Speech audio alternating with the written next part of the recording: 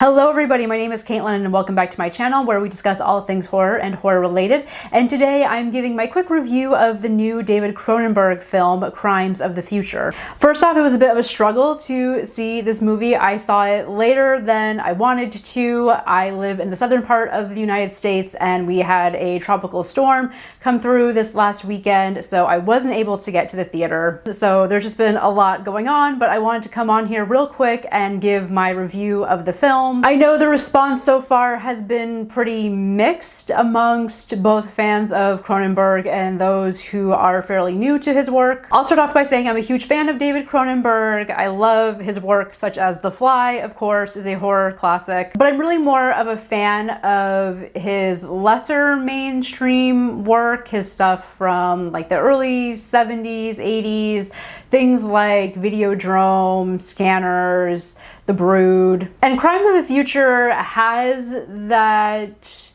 kind of Videodrome feel to it. It doesn't feel like a mainstream horror film. It definitely has more of that early Cronenberg feel to it, just in terms of how weird it is. That being said, I didn't enjoy this film as much as I enjoy films like Videodrome or The Brood. It's not quite on par with those other films.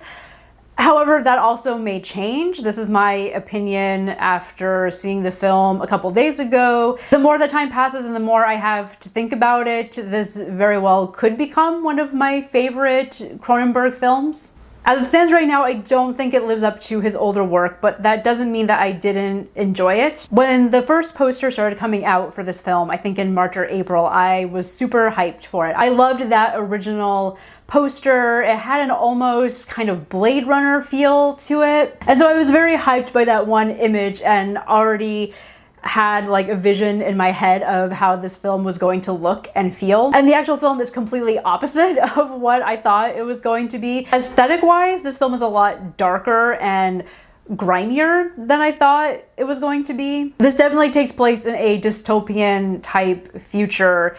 And it's like you go to people's offices and homes and everything looks decrepit and the walls look like they're moldy and rotten. This is not a fun world to be in. Everything about it felt gross, which I think is very much the point. The film makes it clear that this is a world in which all of these changes are happening to the human body, and as a response, typical normal human hygiene has just kind of gone the wayside. And visually the film represents that. It just feels dirty and infected and gross. The general plot of Crimes of the Future is about these two performance artists played by Viggo Mortensen and Lea Seydoux, and they live in this world where humans have begun to mutate. They're starting to grow extra organs both inside and outside of their body. And as a response to all this mutation, there's this trend in the art world of performance artists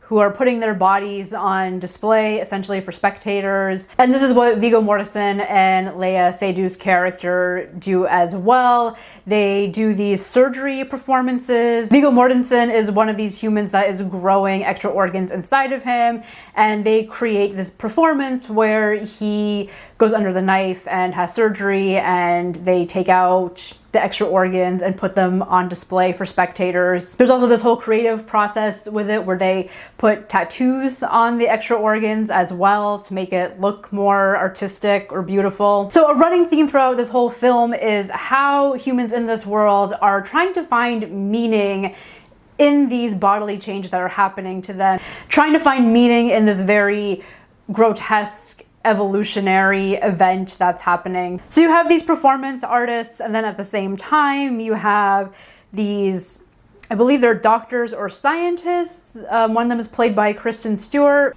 They collect and keep extra organs, and this is a practice that is done illegally in this world. And along with the professional performance artists, the film also makes clear that in this world. It's become a trend to perform surgeries and modify your body. So you have everyday people on the street that are just cutting themselves open. And I don't want to get too much into spoilers here, but you also have factions of kind of rebellious people that are starting these rebellion groups. And these groups actually embrace the evolutionary changes that are happening within human society and are even trying to accelerate these changes. So this film actually reminded me a lot of Men, the Alex Garland film that I reviewed a couple weeks ago, in the sense that Cronenberg is incorporating a lot of different themes here, and he's throwing a lot out at you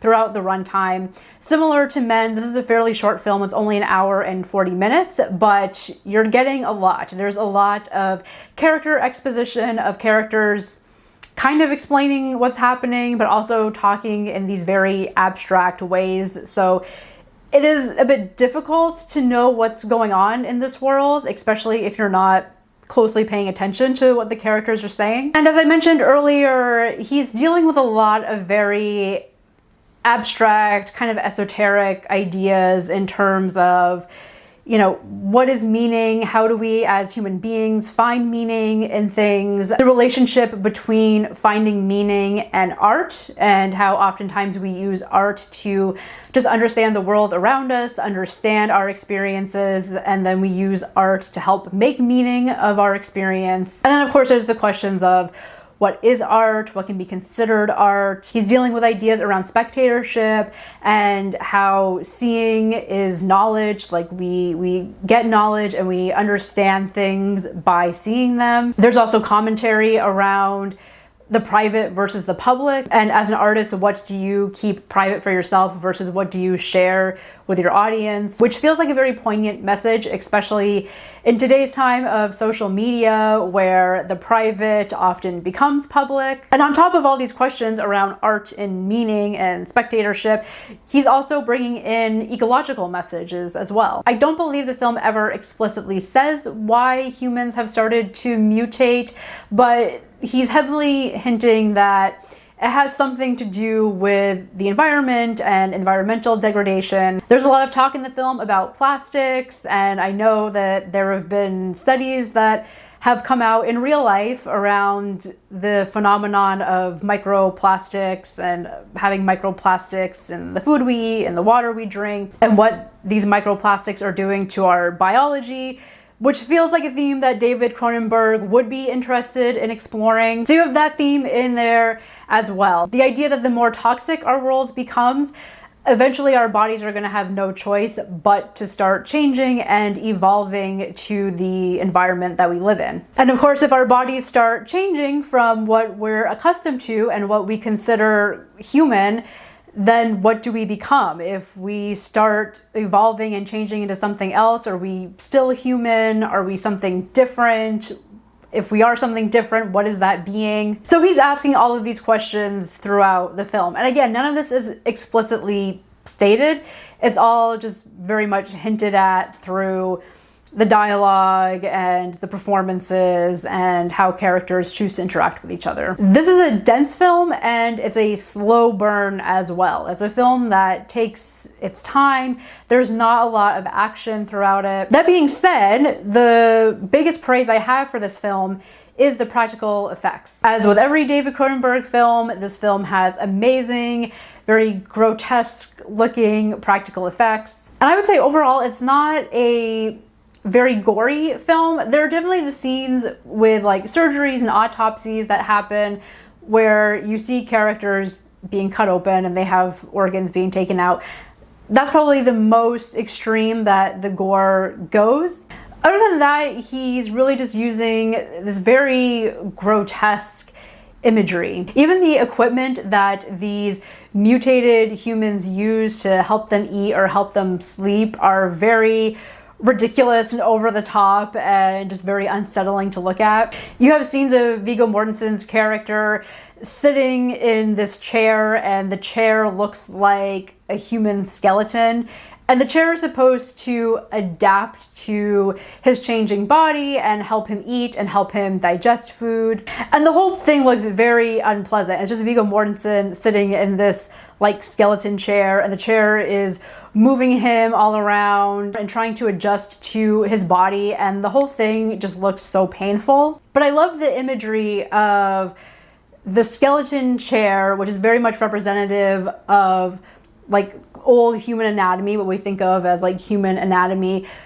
Right, this chair trying to adjust to this new human form, and it's just not working. Right, trying to use this old structure to fit in this new one, and it just doesn't work. And so I love the imagery of things like that throughout the film. This film really reminded me a lot of Crash, which is one of David Cronenberg's earlier films, in the sense that this is a world in which people get turned on by body modifications, by injuries. They say in the film that this is a world in which humans don't really feel pain anymore, and so the only way that they can really get any sort of physical sensation is by performing these surgeries, by cutting themselves, by modifying their bodies in very weird ways.